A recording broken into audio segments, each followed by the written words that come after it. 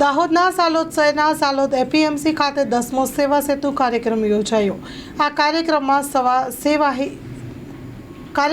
સેવાઈ સ્વચ્છતા અભિયાનની અંતર્ગત લોક સંદેશ લોક જાગૃતિનો કાર્યક્રમ યોજાયો હતો।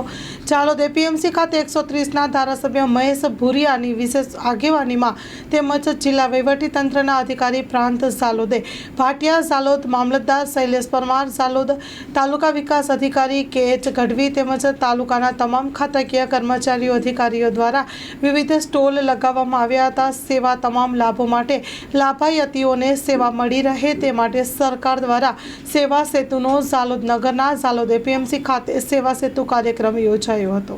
આજે એપીએમસી ખાતે સેવા સેતુ કાર્યક્રમ લાભાર્થીઓને ગરીબ ખૂબ મોટી સંખ્યામાં જોવા મળ્યા હતા। Story report by Kishore Dabkar.